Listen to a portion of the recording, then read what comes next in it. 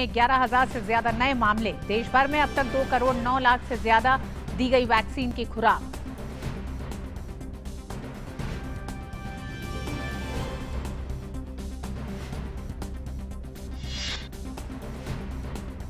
Myanmar में सैन्य शासन के खिलाफ प्रदर्शन हुए तेज। सूकी ने एक पार्टी कार्यकर्ता की सैन्य हिरासत में मौत के बाद हजारों लोग सड़कों पर उतरे।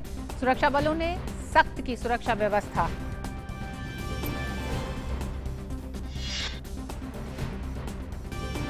स्टार भारतीय पहलवान बजरंग पुनिया के दाव ने इटली में दिखाया दम। रोम रैंकिंग सीरीज में लगातार दूसरी बार जीता स्वर्ण। फाइनल मुकाबले में मंगोलिया के पहलवान को किया चित।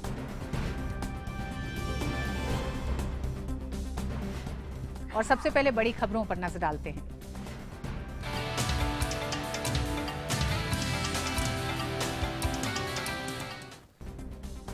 संसद के बजट सत्र का दूसरा चरण आज से शुरू हो गया है। कोरोना महामारी के चलते राज्यसभा की कार्रवाई सुबह 9 बजे से 2 बजे तक चलेगी, जबकि लोकसभा की कार्रवाई शाम 4 बजे से रात 10 बजे तक चलेगी।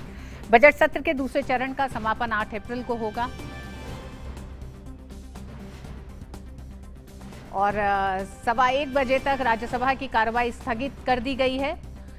इस दूसरे चरण में दूसरे भाग में सरकार के तमाम विधायी कार्य पूरे होने हैं, जिसमें पहले दिन को अगर देखें तो राज्यसभा में कई महत्वपूर्ण बिल सूचीबद्ध किए गए हैं। आज राज्यसभा की कार्रवाई शुरू होते ही सबसे पहले 3 नए सदस्यों ने शपथ ग्रहण की। असम से सांसद विश्वजीत डेमरी, गुजरात से दिनेश चंद्र जेमल भाई और रामभाई हरजीभाई मोकरिया ने शपथ ग्रहण की। तीनों नए सांसद भारतीय जनता पार्टी के हैं। इसके बाद दिवंगत पूर्व सांसदों को श्रद्धांजलि दी गई। कार्रवाई शुरू होते ही विपक्ष ने हंगामा करना शुरू कर दिया, जिसके चलते राज्यसभा की कार्रवाई में व्यवधान पड़ा और सदन को पहले 11 बजे तक के लिए स्थगित कर दिया गया।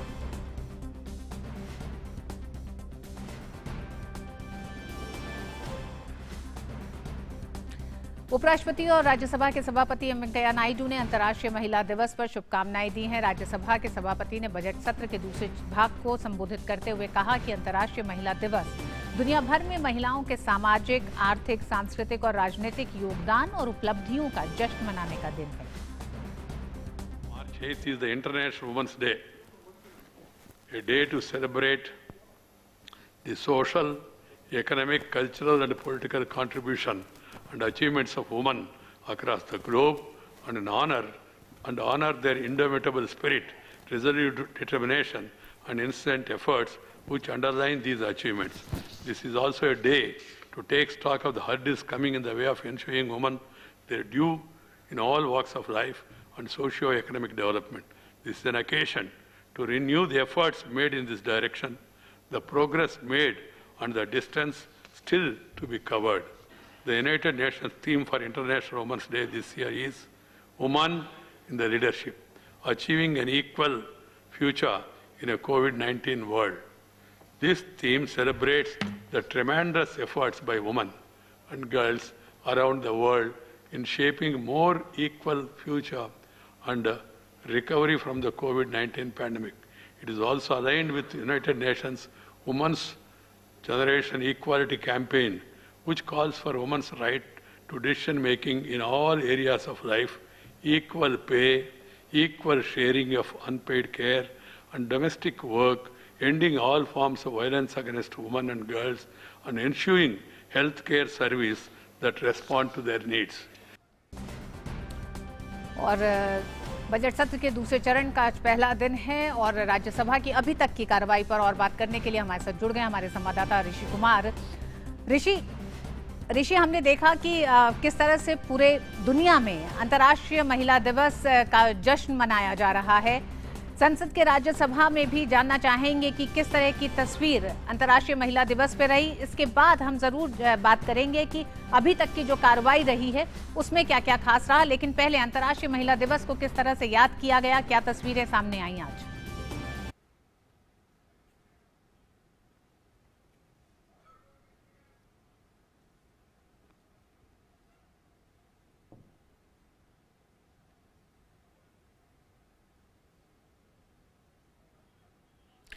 ऋषि, आपको हमारी आवाज आ रही है? ऋषि, आपकी आवाज हम तक नहीं पहुंच रही है। हम एक बार फिर कोशिश करेंगे आपसे जुड़ने की। देखिए, हमने जिस तरह से बताया कि आज दुनिया भर में आज अंतर्राष्ट्रीय महिला दिवस मनाया जा रहा है। आज के दौर में महिलाएं समाज, शिक्षा, राजनीति और अर्थशास्त्र समेत तमाम क्षेत्रों में कहां तक पहुंच गई हैं, उनकी कामयाबी के जश्न के तौर पर पूरी दुनिया में ये दिन मनाया जा रहा है।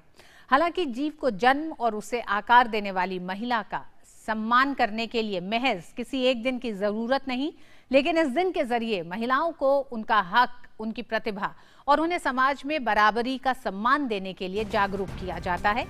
वक्त आज कितना भी बदल गया हो, लेकिन महिलाओं के साथ होने वाली असमानता आज भी चिंता का सबब बनी हुई है। लिहाजा इस दिन को मनाकर ये कोशिश की जाती है कि महिलाओं के हुनर और उनके योगदान को पूरे सम्मान से स्वीकारा जाए। और ऋषि हमारे साथ जुड़े हुए हैं। ऋषि, आपसे एक बार फिर संपर्क साधा है और जानना चाहेंगे कि आज राज्यसभा में, क्योंकि संसद के दोनों सदन, दूसरा सदन अब से और थोड़ी देर के बाद शुरू होगा, राज्यसभा में किस तरह से अंतर्राष्ट्रीय महिला दिवस को लेकर क्या तस्वीर सामने आई?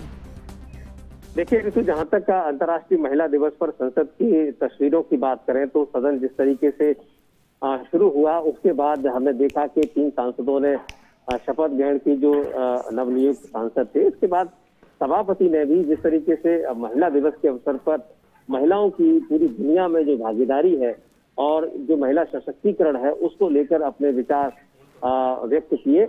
और उन्होंने कहा कि आज दुनिया पूरी तरीके से ये देख चुकी है कि महिलाओं की जो भूमिका है, चाहे वो पेंडेमिक सिचुएशन ही क्यों न हो, न सिर्फ देश में बल्कि पूरी दुनिया में महिलाओं ने एक नर्स के रूप में, एक डॉक्टर के रूप में, एक सफाई कर्मी के रूप में और बहुत सारी, एक अगर हम बात करें कि स्वास्थ्य कर्मी के तौर पर भी अलग अलग रूप में, इसके अलावा अगर हम बात करें कि जो सुरक्षा के मापदंड है, सुरक्षा कर्मी के तौर पे भी ऐसा कोई क्षेत्र नहीं है जहां उन्होंने अपनी भूमिका न व्यक्त की हो और उसमें शानदार अपना जो काम है वो न दिखाया हो।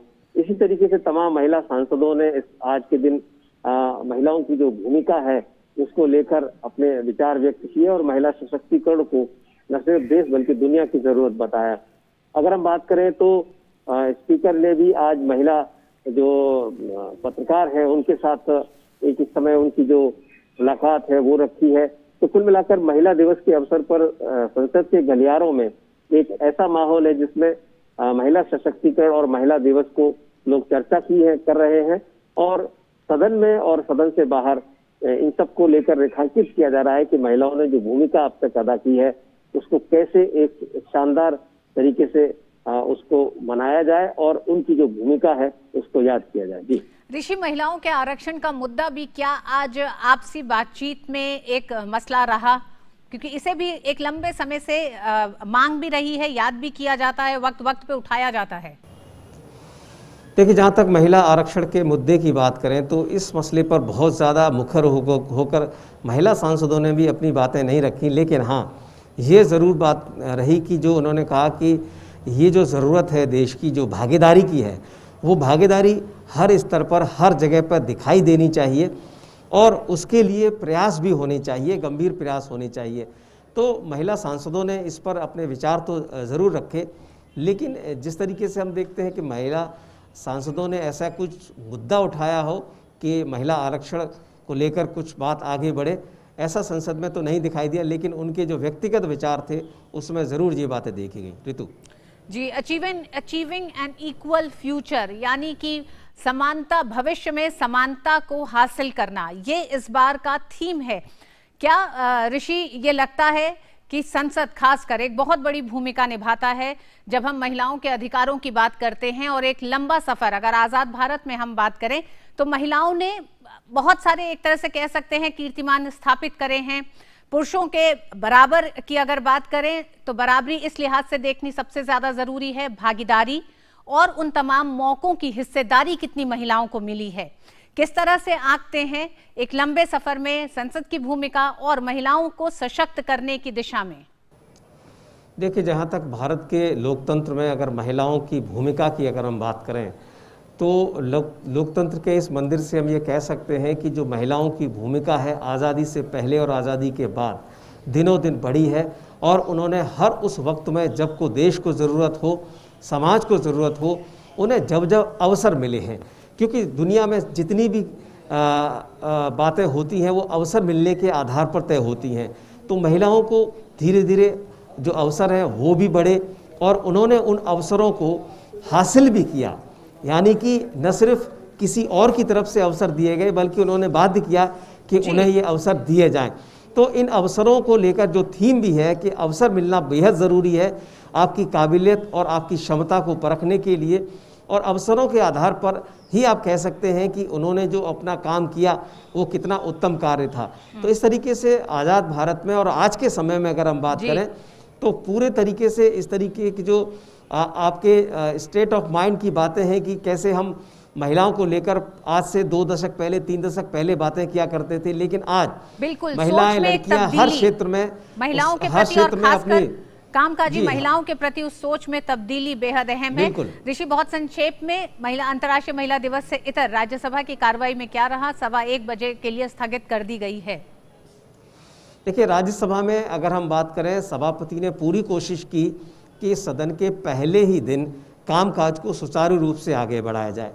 यहाँ पर बात महंगाई और जो किसानों के मुद्दों को लेकर खासतौर से जो कांग्रेस के सांसद थे और जिसमें नवनियुक्त नेता प्रतिपक्ष ने भी इस बात को रखा कि इस पर चर्चा होनी चाहिए। सभापति ने कहा कि नियमों के अनुकूल चर्चा होगी और उपसभापति ने भी कहा कि अलग अलग जब मंत्रालयों की चर्चा होगी, चाहे वो कृषि मंत्रालय हो या अन्य मंत्रालय हो, वित्त मंत्रालय हो, उन सब पे तो आपको ये अवसर मिलेगा कि आप अपनी बातों को रखें। लेकिन बार बार व्यवधानों के चलते हमने देखा कि प्रश्नकाल भी नहीं चल पाया। शुरुआत में 1-2 प्रश्न लेने की कोशिश की गई और उसके बाद भी अगर हम किसी बिल की बात करें तो आर्बिट्रेशन बिल को लेकर कोशिश की गई, उसको सदन के पटल पर चर्चा के लिए आगे बढ़ाने की बात हुई, लेकिन उसको चर्चा शुरू नहीं की जा सकी क्योंकि सदन में लगातार हंगामा होता रहा। इसी वजह से हमने देखा कि पहले 11 बजे तक, फिर 1 बजे तक और बाद में 1:15 बजे तक ये जो स्थगन है वो विपक्ष की रणनीति का एक हिस्सा है। वो चाहता है कि अपने मुद्दों के आधार पर सदन की 1:30 बजे तक के लिए स्थगित कर दी गई है राज्यसभा। जी हाँ, देखते हैं आगे किस तरह से। सभापति ने जो कहा है कि तमाम मसलों पर बातचीत के लिए लगातार तैयार है सरकार, लेकिन व्यवधान के साथ ये काम नहीं हो सकता। बहुत बहुत शुक्रिया ऋषि इस पूरी जानकारी के लिए। अंतर्राष्ट्रीय महिला दिवस के मौके पर राष्ट्रपति रामनाथ कोविंद ने सभी को शुभकामनाएं दी हैं। अपने ट्वीट संदेश में उन्होंने कहा कि अंतर्राष्ट्रीय महिला दिवस के अवसर पर सभी देशवासियों को मेरी हार्दिक बधाई और शुभकामनाएं। हमारे देश की महिलाएं अनेक क्षेत्रों में उपलब्धियों के नए कीर्तिमान स्थापित कर रही हैं।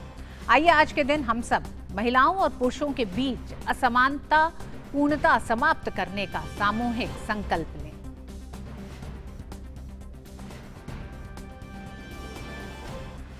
और आज के दिन दुनिया भर की महिलाओं को सलाम करते हुए प्रधानमंत्री नरेंद्र मोदी ने अंतर्राष्ट्रीय महिला दिवस पर महिलाओं को शुभकामनाएं दी हैं। अपने ट्वीट में प्रधानमंत्री ने कहा कि अंतर्राष्ट्रीय महिला दिवस पर हमारी अदम्य नारी शक्ति को सलाम। भारत को देश की महिलाओं की कई उपलब्धियों पर गर्व है। कई क्षेत्रों में महिला सशक्तिकरण को आगे बढ़ाने के लिए काम करने का मौका मिलना हमारी सरकार के लिए गर्व की बात है।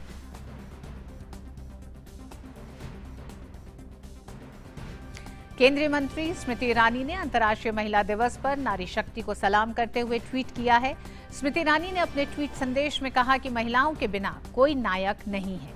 कोविड-19 संक्रमण के फैलने के दौरान नारी शक्ति की निस्वार्थ और दृढ़ भूमिका सामने आई। इस महिला दिवस पर हम भारत की 60 लाख से ज्यादा महिला स्वास्थ्य कर्मियों को भारत की कोरोना के खिलाफ लड़ाई में उनके स्पष्ट योगदान के लिए सलाम करते हैं। In a world engulfed in the COVID-19 pandemic, we in India saw 6 million Indian women become our frontline warriors, be it doctors, nurses, Anganwadi or Asha workers.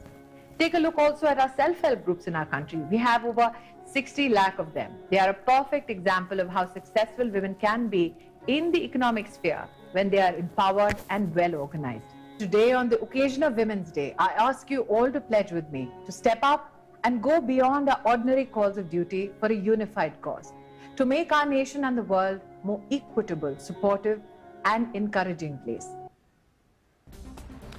केंद्रीय सूचना और प्रसारण मंत्री प्रकाश जावड़ेकर ने सभी महिलाओं को अंतर्राष्ट्रीय महिला दिवस की शुभकामनाएं दी हैं।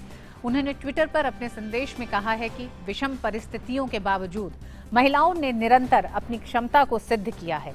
हर क्षेत्र में अग्रणी भूमिका निभा रही हैं महिलाएं। वास्तविक जीवन के कुछ नायक। कोविड-19 महिला योद्धा को मेरा सलाम।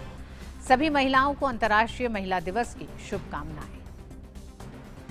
और अंतर्राष्ट्रीय महिला दिवस के मौके पर केंद्रीय शिक्षा मंत्री रमेश पोखरियाल निशंक ने आज स्कूली छात्राओं के साथ संवाद किया।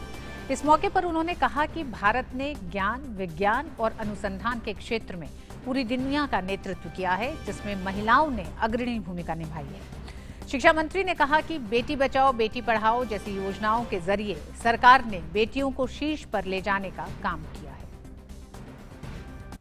हम तो विश्व गुरु रहे हैं। सभी ज्ञान, विज्ञान, अनुसंधान के क्षेत्र में हमने पूरी दुनिया को लीड किया है और उसमें भी हमारी महिलाएं, छात्राएं सबसे पहले कदम पर हमेशा से रहे हैं और क्रांतिकारी भी रही हैं। आप सबको मालूम है, चाहे रानी झांसी को हम पढ़ाते हैं, रानी दुर्गावती को पढ़ाते हैं, पन्ना धाय को पढ़ाते हैं, किन किन को हम यदि एक लंबी श्रृंखला को देखेंगे तो हमको गौरव से हमारा माथा ऊंचा होता है कि नहीं, हिंदुस्तान की एक अलग पूरी दुनिया में एक पहचान रही है, एक ऐसा इतिहास रहा है जिसने गौरवान्वित किया पूरी दुनिया के लोगों को।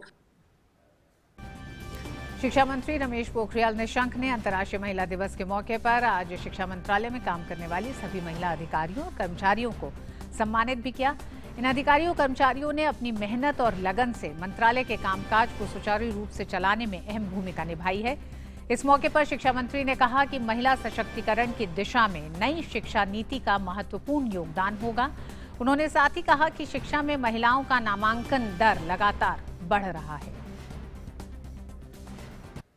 मुझे भरोसा है कि जो NEP भारत की आई है, इसमें महिला सशक्तिकरण की दिशा में और महत्वपूर्ण सफलता अर्जित होगी। अभी भी शिक्षा विभाग में जो छात्राओं का लगातार GR बढ़ रहा है और कुछ IITs तक में 50% तक छात्राओं के आने की जो संभावना बनी हुई हैं और गोल्ड मेडल देखेंगे आप तो किसी भी विश्वविद्यालय में या किसी राष्ट्रीय महत्व के संस्थान में हमारी छात्राओं ने शिखर का सफलता अर्जित किया है।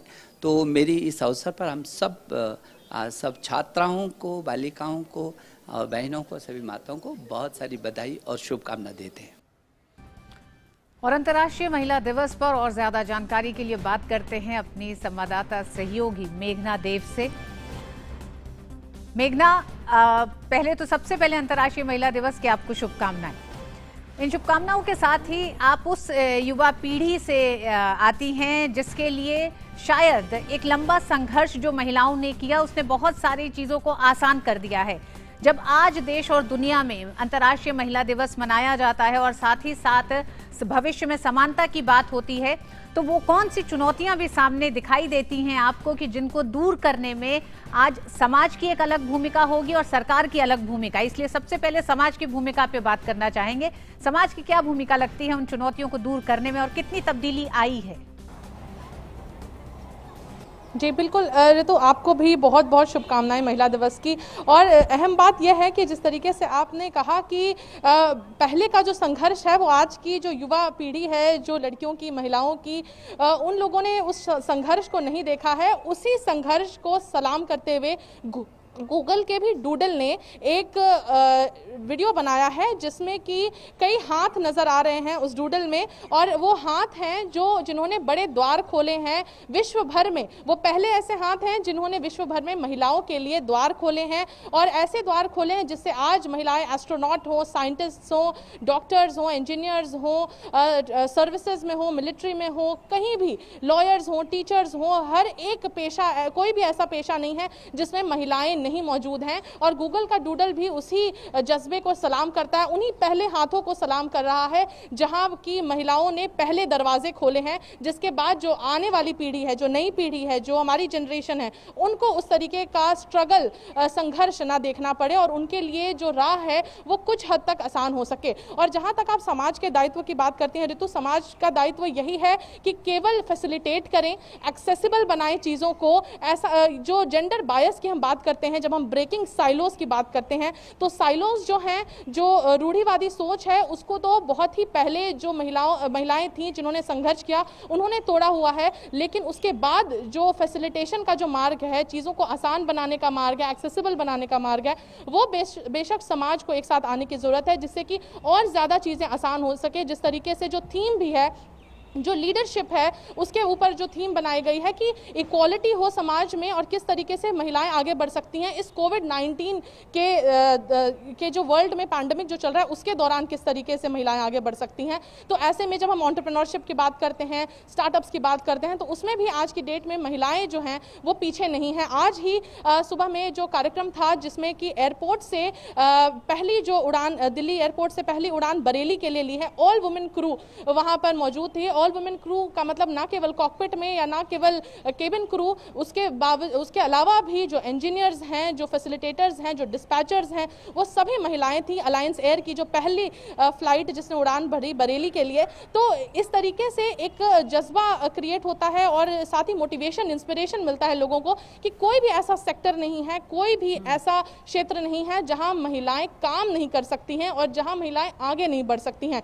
तो ये भी एक सिंबॉलिक चीज़ थी जो आज हमने देखी एयरपोर्ट पर, जहां पर ऑल विमेन क्रू ने फ्लाई किया। हम पहले भी जानते हैं सैन फ्रांसिस्को से बेंगलुरु की जो बहुत ही लंबी फ्लाइट है, उसको भी महिलाओं ने संचालित किया था। तो अब जल, थल, वायु सभी क्षेत्रों में और सभी जगहों के सभी क्षेत्रों में महिलाओं ने एक अहम भूमिका निभाई है। और उसके साथ ही जो महिलाओं ने रूढ़िवादी सोच को तोड़ने में और पेट्रियार्की को ब्रेक करने में जो अपनी अहम भूमिका निभाई है, उसके कारण ही यंग जनरेशन का जो काम है वो काफ़ी हद तक आसान हो गया है। आज भी अगर हम अभी ट्विटर पर देखें तो वुमेन्स डे के मौके पर hashtag international women's day 2021, hashtag IWD 2021 trend हो रहा है, हैशटैग नारी शक्ति ट्रेंड हो रहा है। उसके साथ ही अगर हम स्पोर्ट्स के क्षेत्र की बात करें तो हैशटैग भारत की शेरनियाँ, ये ट्रेंड हो रहा है। Women in sports, women behind sports, ये सब चीज़ें ट्रेंड हो रही हैं। तो लोग अपना अप्रिसिएशन अपने क्षेत्र और दूसरे क्षेत्रों की जो महिलाएं हैं जिन्होंने अपना अहम योगदान दिया है,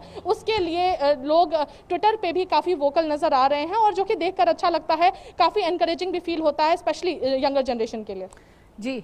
जी मेघना, बहुत बहुत शुक्रिया। मेघना, एक समय वो था जब अधिकारों की लड़ाई लड़ी जाती थी, आज समानता की बात होती है, अवसरों में बराबरी की, भागीदारी की बात होती है और लगातार महिलाओं को आर्थिक और सामाजिक रूप से, यानी कि सामाजिक रूप से तो सशक्त किया ही जा रहा है, लेकिन आर्थिक रूप से उन्हें सशक्त करना बहुत ज़्यादा ज़रूरी है। और कामकाजी महिलाओं के लिए माहौल को बेहतर करना वो दिखाता है कि धीरे धीरे किस तरह से मानसिकता जो बदली है, खासकर पुरुषों के साथ साथ काम करने में, उसका एक बड़ा फर्क दिखाई दे रहा है कि एक बड़ी हिस्सेदारी महिलाओं की, चाहे वो एंटरप्रेन्योरशिप में हो या फिर कामकाजी महिलाओं का जो अनुपात लगातार बढ़ रहा है। बहुत बहुत शुक्रिया मेघना, विस्तार से इन तमाम मसलों पर बात करने के लिए। और मध्य प्रदेश के मुख्यमंत्री शिवराज सिंह चौहान ने भोपाल में अंतर्राष्ट्रीय महिला दिवस के अवसर पर राज्य स्तरीय हुनर हाट का शुभारंभ किया। इस हुनर हाट की पूरी जिम्मेदारी महिलाएं संभाल रही हैं और इसमें स्वयं सहायता समूहों की 6000 महिलाएं शामिल हो रही हैं। हुनर हाट 8 से 10 मार्च तक चलेगा। इसमें स्वयं सहायता समूहों की हुनरमंद महिलाओं के नमकीन, बिस्किट, गोंद पेंटिंग, पावरलूम की चादरें, सुपारी के खिलौने सहित अन्य उत्पादों का प्रदर्शन किया जा रहा है। इस हाट में बालाघाट, डिंडोरी, रायसेन, सतना, बड़वानी, अनूपपुर और उमरिया जिले के समूह बड़ी संख्या में आए हुए हैं। महिला दिवस पर सभी जिलों में अपराजिता जागरूकता रैली, साइकिल रैली सहित हुनर हाट जैसे कार्यक्रमों का आयोजन हो रहा है।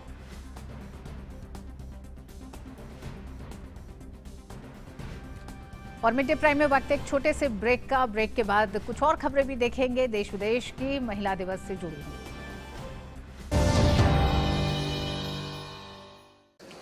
गाइस, कल मेरी नई बाइक आ रही है। ग्रेट, तब तो I will come with Rohan every day. Insurance है? तुझे क्या लगता है? इंश्योरेंस, पीयूसी सब कुछ है। I was talking about life insurance for Siya. Jokes apart guys, but आज मजा कल सजा नहीं होनी चाहिए। सीरियसली, लाइफ इंश्योरेंस तो जरूरी है। LIC का न्यू जीवन आनंद देता है डबल फायदा। मैच्योरिटी पे मिले फुल पेमेंट और लाइफ कवर चले जिंदगी भर। ए हेलो, इंश्योरेंस है क्या? देखिए, आपके घर की एक एक दीवार चीख चीख कर कह रही है कि अच्छी सीमेंट क्यों नहीं लगाई। अगर वंडर सीमेंट लगाते तो दीवारें इतनी मजबूत होती कि आपके घर की दीवारों में बिल्कुल दरारें नहीं पड़ती। वंडर सीमेंट, जब भी आए भला कर जाए।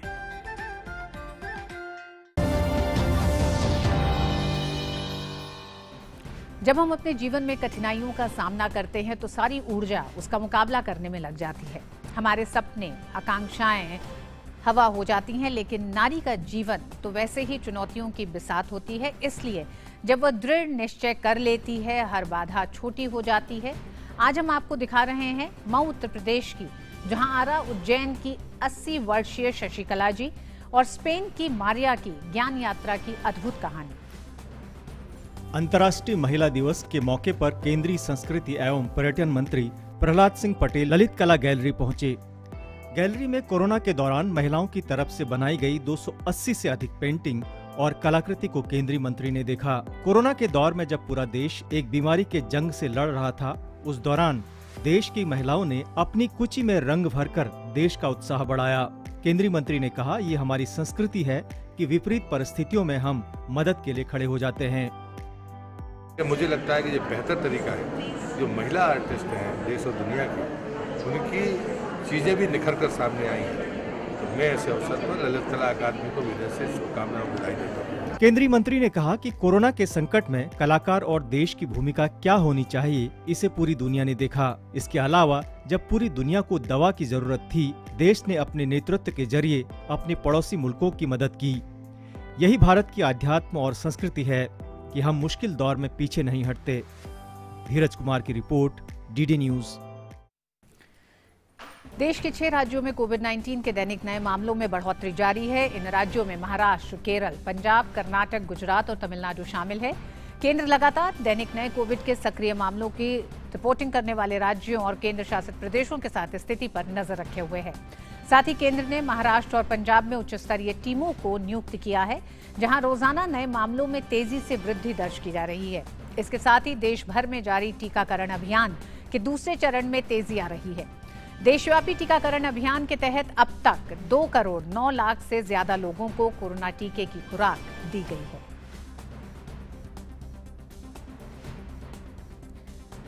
वैक्सीन मैत्री कार्यक्रम के तहत भारत के द्वारा भेजी गई कोरोना टीकों की खेप निकारागुआ पहुंची। 2 दिन पहले गुयाना, जमाइका और निकारागुआ को वैक्सीन मैत्री के तहत कोरोना टीकों की खेप भेजी गई थी।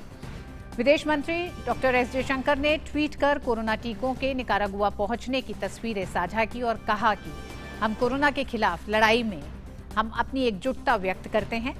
भारत ने अब तक 25 से ज्यादा देशों को वैक्सीन मैत्री के तहत कोरोना के टीके भेजे हैं और लगभग 49 देशों को और टीके भेजेगा।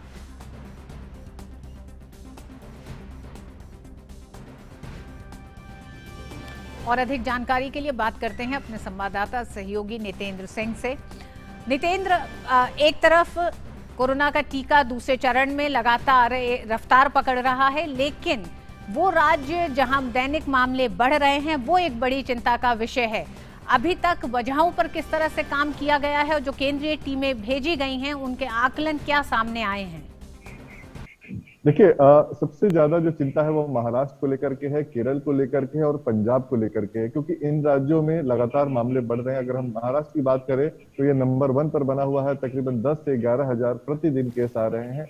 यहाँ पर हाई लेवल टीम भी गई हुई है, दोबारा गई है, और जो बाकी राज्यों में भी केंद्र की टीम गई थी। और वहां पर सबसे बड़ी जो बात सामने आई है कि हाल के दिनों में जो शादियों का सीजन था उसमें लोगों ने खुल करके एक दूसरे से मुलाकात की, बिना मास्क के रहे, सोशल डिस्टेंसिंग का पालन नहीं किया, और वो एक सबसे बड़ी वजह बताई जा रही थी। और दूसरे जो लोकल लेवल पे वहां पे चुनाव स्थानीय हुए हैं, वहां पर भी लोगों ने जो कोविड अप्रोप्रिएट बिहेवियर है उसका पालन नहीं किया, जिसके वजह से शुरुआती में ये मामले देखने को आ रहे हैं। लेकिन केंद्रीय टीम ने वहां पर राज्यों से काफी सख्ती बरतने को कहा है, और सबसे ज्यादा इस बात पे जोर दिया जा रहा है कि जो ट्रेस और ट्रीटमेंट की पॉलिसी जो पहले से अपनाई जा रही है उसको सख्ती से पालन किया जाए और कंटेनमेंट जोन बनाया जाए, ज्यादा से ज्यादा सर्विलांस की जाए, और जो भी लोग संक्रमित है उनके कांटेक्ट में आए लोगों को तकरीबन 15 से 20 लोगों को टेस्ट किया जाए, उनको आइसोलेट किया जाए, उनको क्वारंटाइन किया जाए, ये इस पे ज्यादा जोर दिया जा रहा है। इसके अलावा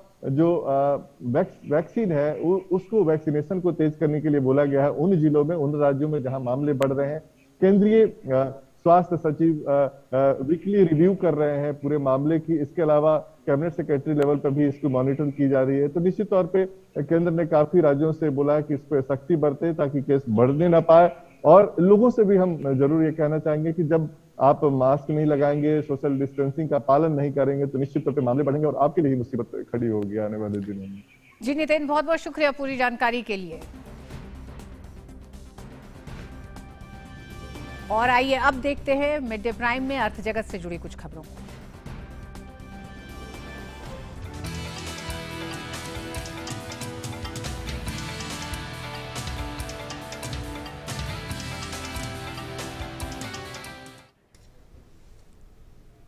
और व्यापार जगत की खबरों के साथ हमारे साथ जुड़ गए हैं हमारे साथी सहयोगी अजय मिश्र। जी अजय, क्या खबरें आज? धन्यवाद ऋतु। और सबसे पहले तो अंतर्राष्ट्रीय महिला दिवस की आपको शुभकामनाएं। और आज व्यापार जगत में आप सभी का स्वागत करते हुए शुरुआत करता हूं मैं आज शेयर बाजार की खबर से। आज सोमवार यानी 8 मार्च को शेयर बाजार तेजी के साथ खुले। आज बीएसई का सेंसेक्स करीब 266 अंकों की तेजी के साथ 50,671 के स्तर पर खुला। वहीं एनएसई का निफ्टी 90 अंकों की तेजी के साथ 15,028 के स्तर पर खुला। इसके बाद दिन के कारोबार के दौरान ऊपरी स्तर से बाजार थोड़ा सा हल्का हुआ। निफ्टी 15,000 के नीचे कारोबार करता हुआ नजर आ रहा है। बैंक निफ्टी ऊपरी स्तर से 500 अंक फिसला है। मिड कैप शेयरों में इस वक्त तेजी दिखाई दे रही है। इंडेक्स करीब 140 पॉइंट ऊपर है। सरकारी कंपनियों के शेयरों में यानी पीएसयू स्टॉक्स में इस वक्त जोरदार तेजी देखने को मिल रही है। मेटल और एनर्जी शेयरों में भी खरीदारी देखने को मिल रही है। रियल्टी शेयरों में कमजोरी के साथ कारोबार हो रहा है। अगर इस वक्त देखें जहां पर गिरावट है उसमें Bajaj finance, UltraTech cement, IndusInd bank, Shri cement और टाटा मोटर्स प्रमुख कंपनियां हैं। 1 से 2% की गिरावट के साथ कारोबार करते नजर आ रहे हैं। दूसरी ओर UPL, GAIL, Larsen and Toubro, ONGC और एनटीपीसी में 2 से करीब 6% तक की बढ़त दिखाई दे रही है।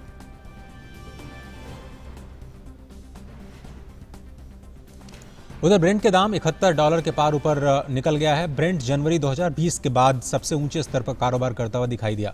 वहीं WTI क्रूड अप्रैल 2019 के बाद सबसे ऊंचे स्तर पर है। इस साल ब्रेंट में अब तक 36% से ज्यादा की तेजी देखने को मिल रही है। इस साल WTI क्रूड में 40% से ज्यादा की तेजी देखने को मिली। दरअसल सऊदी अरब के एक ऑयल टर्मिनल पर हमले की खबर आई है जिसके वजह से ये तेजी आई। उधर रोजगार के आंकड़े जो कि अमेरिका में जारी हुए हैं वहां से भी क्रूड की कीमतों को सहारा मिला है। ओपेक के उत्पादन में कटौती जारी रखने से भी ये तेजी दिखाई दी है। और एमसीएक्स पर सोना 44,600 रुपए प्रति 10 ग्राम के स्तर के करीब कारोबार कर रहा है। शुरुआती बढ़त के बाद सोने में दबाव बना हुआ है। रुपए में मजबूती से घरेलू कीमतों पर भी यह दबाव दिखाई दे रहा है। अमेरिका में राहत पैकेज पास होने से कॉमेक्स में रिकवरी देखने को मिल रही है। सोना 7 महीनों में ही करीब 12,320 रुपए सस्ता हो चुका है। अगस्त 2020 में सोना 56,200 के स्तर पर पहुंचा था जो 5 मार्च को 43,887 रुपए पर आ गया था। उधर एमसीएक्स पर चांदी की बात करें तो 1 किलो की जो कीमत है 66,500 रुपए इस वक्त नजर आ रही है। पिछले हफ्ते की तेज गिरावट के बाद रिकवरी देखने को मिल रही है। यूएस बॉन्ड यील्ड में नरमी आने के बाद चांदी में बढ़त देखने को मिल रही है। लेकिन एक्सपर्ट बताते हैं कि मई महीने तक सोने के दाम में नरमी बनी रह सकती है। ये शायद एक अच्छी खबर है। अगर आप कुछ खरीदारी करना चाहते हैं या फिर किसी को गिफ्ट करना चाहते हैं तो मई तक का मौका है। जब बारिश होगी उसके बाद ऐसा लगता है कि जो सोने के दाम है वापस चढ़ सकते हैं। लेकिन अभी काफ़ी इंपॉर्टेंट स्तर, खरीदारी का स्तर एक तरह से देखने को मिल रहा है। तो फिलहाल आज के व्यापार प्राइम में सिर्फ इतना ही। जी अजय, आपने शुभकामनाएं दी थी शुरू में महिला दिवस की, उसके लिए शुक्रिया। लेकिन देश को, दुनिया को खूबसूरत बनाने के लिए सहज, सरल और तमाम समानताओं के अवसर उपलब्ध कराने के लिए महिलाओं के लिए पुरुषों का एक बड़ा साथ रहा है। तो महिला दिवस पर आपको भी बहुत बहुत शुभकामनाएं। और आप जैसे तमाम पुरुषों को जो कामकाजी महिलाओं के लिए साथ के साथ कंधा मिला के चलते हैं उनको भी शुभकामनाएं। शुक्रिया अभी तक की सारी खबरों के लिए भी। और आइए बात अब उन खबरों की जो दुनिया भर में सुर्खियों में छाई हुई है।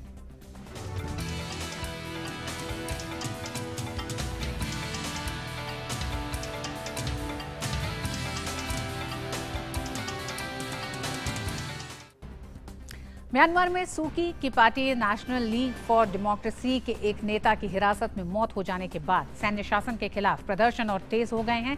सैन्य प्रशासन के खिलाफ हजारों लोग सड़कों पर उतर आए, जिसे देखते हुए सुरक्षा बलों ने सुरक्षा व्यवस्था और सख्त कर दी है।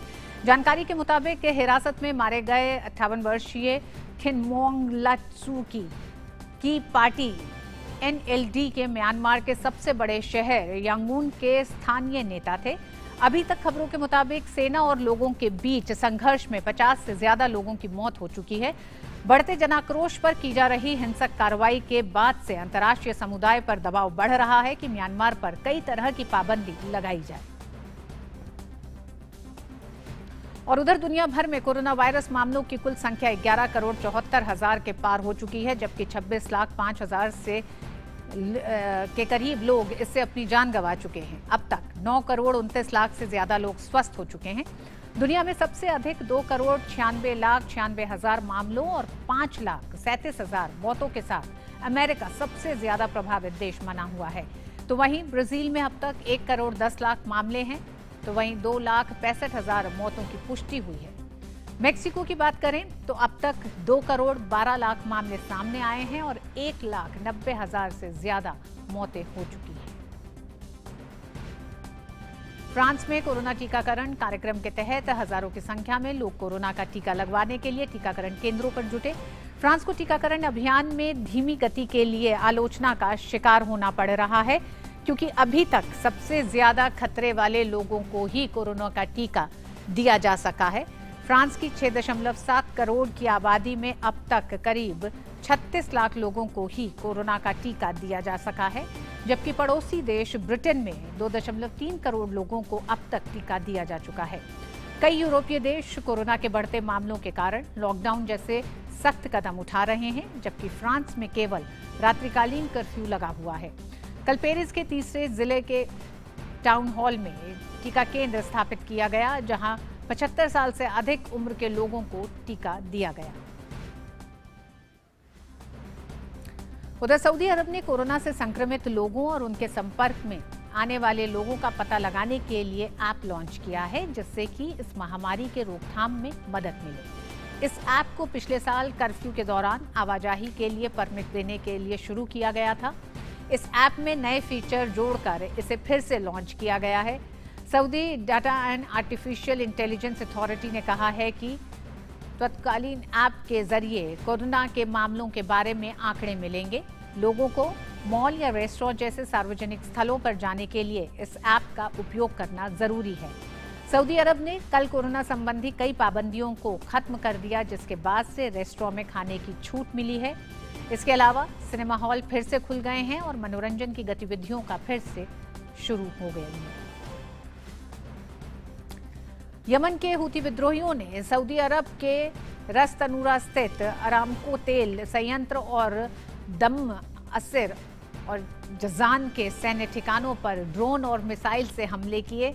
सऊदी अरब ने अरामको तेल संयंत्र पर हुए हमले की पुष्टि की है। इससे पहले सऊदी अरब के नेतृत्व वाले सैन्य गठबंधन ने 12 हथियारबंद ड्रोन को मार गिराया था और साथ ही जजान को निशाना बनाए गए 2 बैलिस्टिक मिसाइलों को भी मार गिराया था। अमेरिका के राष्ट्रपति जो बाइडेन ने एक कार्यकारी आदेश पर हस्ताक्षर किए हैं, जिसका उद्देश्य अमेरिकियों के लिए मतदान करना आसान बनाना है। इस आदेश के तहत अमेरिका की संघीय एजेंसियों को नागरिकों द्वारा मतदान के लिए पंजीयन कराने के अवसरों को बढ़ाने, चुनावी प्रक्रिया के बारे में जानकारी लेने और इसमें भाग लेने के आदेश दिए हैं। इसमें vote.gov वेबसाइट को पूरी तरीके से .gov को पूरी तरीके से उन्नत करने और कई भाषाओं में मतदाताओं के पंजीयन और चुनाव के बारे में सूचना देने की बात कही गई है। ये आदेश 1965 में अलाबामा के सेल्मा में नागरिक अधिकार कार्यकर्ताओं पर सेना और पुलिस के हमले की 56वीं वर्षगांठ पर आए हैं। उस वक्त मतदान केंद्रों पर नस्लीय भेदभाव के खिलाफ विरोध प्रदर्शन किए गए थे। अमेरिका की आव्रजन नीति में ढील के बाद मेक्सिको ने अमेरिका की सीमा के निकट एक प्रवासी कैंप को नष्ट कर दिया है। अमेरिका की नई आव्रजन नीति से के कारण कई लोग वहां शरण ले सकते हैं और इस प्रक्रिया में वे लोग लगे हुए हैं। टेक्सास से सटी स्टे मेक्सिको के माटामोरोस शहर में प्रवासी कैंप को खाली कराया गया था और अंततः उसे वहां से हटा दिया गया। राष्ट्रपति जो बाइडेन ने पिछले महीने माइग्रेंट प्रोटेक्शन प्रोटोकॉल को वापस ले लिया था, जिस कारण शरणार्थियों को अमेरिका में इंतजार करना पड़ा था। शिविर में बचे हुए कुछ लोगों को दूसरी जगह पर भेजा गया। और आइए अब देखते हैं खेल जगत से जुड़ी कुछ खबरें।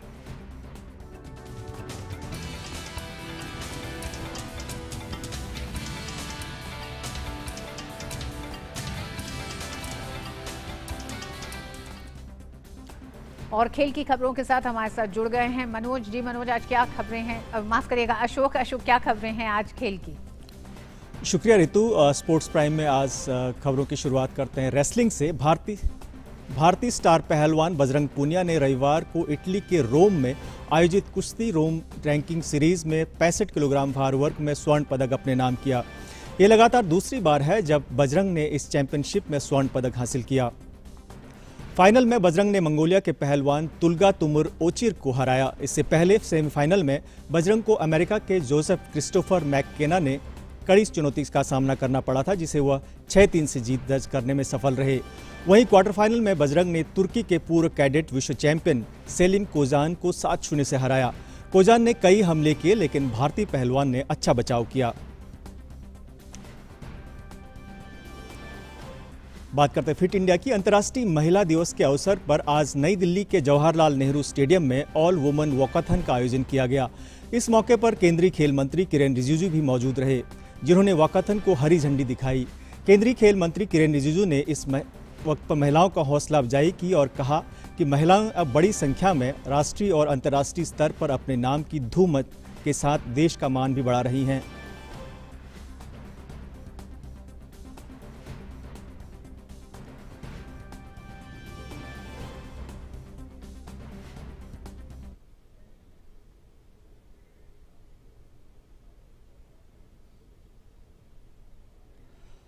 बात करते हैं फुटबॉल की। मैनचेस्टर सिटी का 21 गेमों से चला आ रहा जीत का चक्र रविवार को आकर टूट गया। इंग्लिश प्रीमियर लीग में रविवार को मैनचेस्टर यूनाइटेड के खिलाफ मैच में सिटी की टीम को हार का सामना करना पड़ा। मैन्यू की टीम में मैन सिटी की टीम को 2-0 से हरा दिया। मैनचेस्टर यूनाइटेड को खेल के दूसरे ही मिनट में पेनल्टी का तोहफा मिला, जिसे टीम ने गोल में बदलकर खुद को 1-0 से आगे कर दिया। इसके बाद खेल के दूसरे हाफ में ल्यूक शॉ ने गोल किया, जो कि 50वें मिनट में आया। इस जीत के बाद मैनचेस्टर यूनाइटेड के अवे मैचों में अपराजय होने का सिलसिला 22 मैचों में कम हो गया है। इसमें टीम ने अब 14 मैच में जीत दर्ज की है।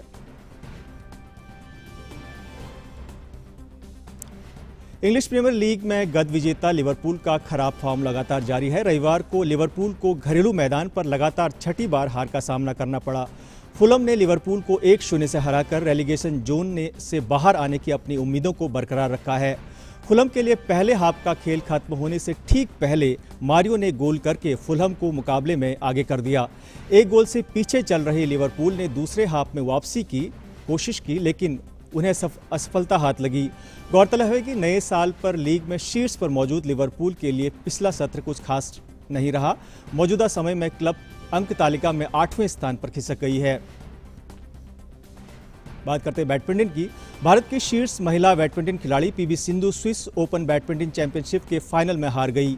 स्वर्ण पदक विजेता के मुकाबले में सिंधु को स्पेन की स्टार खिलाड़ी कैरोलिन मारिन ने 21-12, 21-5 से हरा दिया। इस हार के साथ ही सिंधु को रजत पदक से संतोष करना पड़ा। सिंधु को मारिन ने सिर्फ 35 मिनट में हरा दिया। मारिन के खिलाफ सिंधु की यह लगातार तीसरी हार है।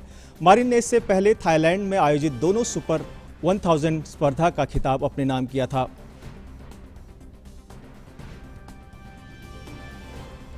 तो फिलहाल स्पोर्ट्स प्राइम में इतना ही। नमस्कार।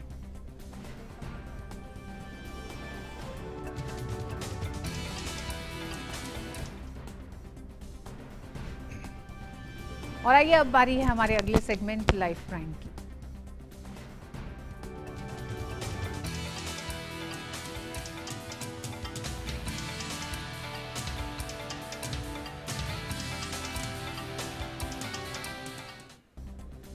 देश की प्रथम महिला नागरिक सविता कोविंद ने सेना के आरआर अस्पताल में कोविड वैक्सीन की पहली खुराक ली।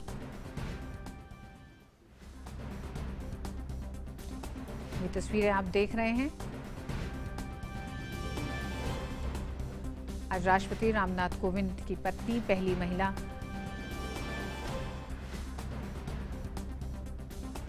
जब हम अपने जीवन में कठिनाइयों का सामना करते हैं तो सारी ऊर्जा उसका मुकाबला करने में लग जाती है। हमारे सपने, आकांक्षाएं हवा हो जाती हैं, लेकिन नारी का जीवन तो वैसे ही चुनौतियों के बिसात होती है। इसलिए जब वह दृढ़ निश्चय कर लेती है, हर बाधा छोटी हो जाती है। आज हम आपको दिखा रहे हैं मऊ उत्तर प्रदेश की जहांआरा, उज्जैन की 80 वर्षीय शशिकला जी और स्पेन की मारिया की ज्ञान यात्रा की अद्भुत कहानी।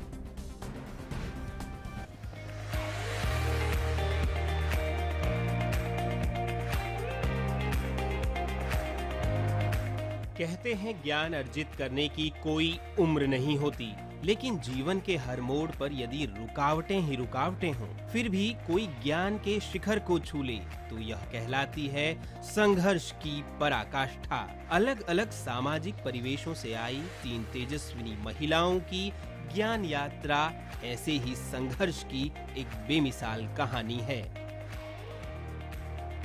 पहली तेजस्विनी है उज्जैन की डॉक्टर शशिकला रावल, जो 80 वर्ष की हो चली है। इन्होंने इस उम्र के पड़ाव पर विक्रम विश्वविद्यालय से संस्कृत भाषा में पीएचडी की उपाधि प्राप्त की है। 16 वर्ष की उम्र में पिता के देहांत के बाद परिवार की जिम्मेदारी इनके कंधों पर आ गई और शशिकला को नौकरी करनी पड़ी।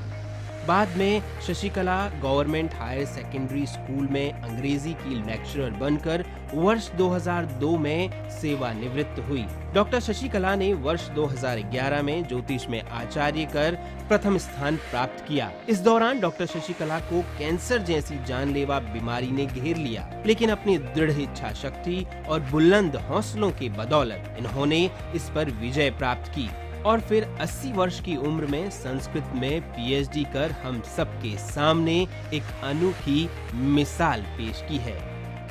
संस्कृत भाषाया अध्ययनं मे जीवनस्य विशेषा उपलब्धिः अस्ति। अद्य संस्कृत भाषायाः विश्वस्तरे समुन्नयस्य अत्यंत आवश्यकता अस्ति। यो भी ज्योतिषशास्त्रम् अधिकृत्य अनुसंधानम् अवश्यं कर्तव्यम्।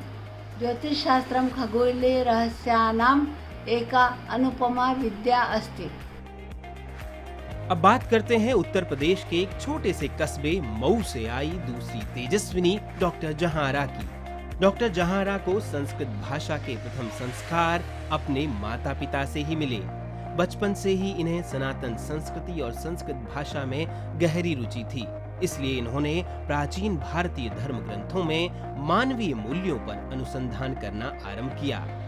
इन्होंने अलीगढ़ मुस्लिम विश्वविद्यालय से संस्कृत में पीएचडी की डिग्री हासिल की। इसके बाद इन्होंने पोस्ट डॉक्टरल फेलोशिप लेकर महाभारत में प्रतिबिंबित अधुनातन सामाजिक समस्याओं का निदान इस विषय पर बृहद शोध कार्य भी किया। मम प्रिय पित्रागु फ्रानुल है महोदय तथा च मदीय मात्रा अफ्रोज रवि महोदया सर्वदा आत्मविश्वासस्य रक्षायै समुपदिष्टा। संस्कृत भाषा द्वारेण च मदीय भारत गौरव रक्षा समुपदिष्टा। संस्कृतं प्रति मम आकर्षणम् अस्याः भाषायाः जीवातु भूतं विद्यते। इयं भाषा मानवस्य सर्वोच्च बौद्धिक चेतनायाः प्रकाशोत्सवो वर्तते। तीसरी तेजस्विनी है मैक्सिको में जन्मी और स्पेन की नागरिक मारिया रुइस। मारिया का प्रारंभिक जीवन अत्यंत संघर्ष से बीता। समाज शास्त्र में पढ़ाई पूरी करने के बाद इन्होंने स्पेन में एयर होस्टेस की नौकरी की, लेकिन इस कार्य में इनका मन नहीं लगा और वह भारत भ्रमण पर आ गई। भारत में आकर संस्कृत भाषा के महत्व को समझकर उन्होंने संस्कृत सेवा का दृढ़ संकल्प लिया। संपूर्णानंद संस्कृत विश्वविद्यालय के लगभग 200 वर्षों के इतिहास में मारिया ने अपना नाम स्वर्णिम अक्षरों में अंकित कराया है। मारिया ने पूर्व मीमांसा दर्शन में शास्त्री की उपाधि प्राप्त की और आचार्य की कक्षा में स्वर्ण पदक अर्जित किया है। भारतम सनातन विद्यायाः शास्त्रमस्ति। पूर्वमीमांसायाम् अनुसन्धानं कृत्वा मया भारतीय दर्शनस्य विषये विशिष्टज्ञानं प्राप्तम्। अतः अहं संस्कृतभाषायाः प्रचारं प्रतिगृहं गत्वा कर्तुम् इच्छामि। इन महिलाओं का अद्भुत जीवन संघर्ष न केवल उनके संस्कृत भाषा के प्रति अटूट प्रेम का परिचायक है, बल्कि उससे यह भी सिद्ध होता है कि नारी अगर दृढ़ निश्चय कर ले तो शिखर तक जाने से उसे कोई नहीं रोक सकता। सुनील जोशी की रिपोर्ट, डीडी न्यूज। और जाते जाते आपको छोड़ जाते हैं अंतर्राष्ट्रीय महिला दिवस के मौके पर नौसेना पोत INS शक्ति पर मौजूद 2 महिला अधिकारियों की भूमिका पर। देश को इन महिला जाबाजों पर गर्व है। मुझे दीजिए अनुमति।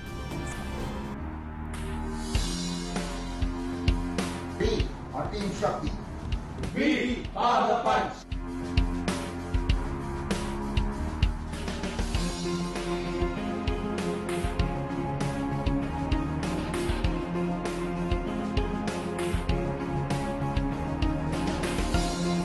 Indian Navy allows me to be both doctor and a soldier. I carry both the noble profession with pride.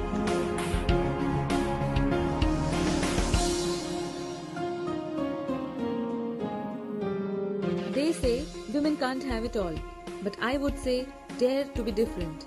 Indian Navy gave me the opportunity to be different and to dare.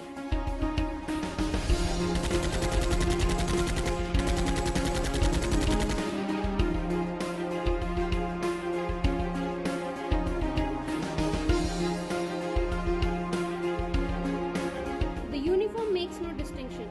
We work shoulder to shoulder with our counterparts. Happy International Women's Day.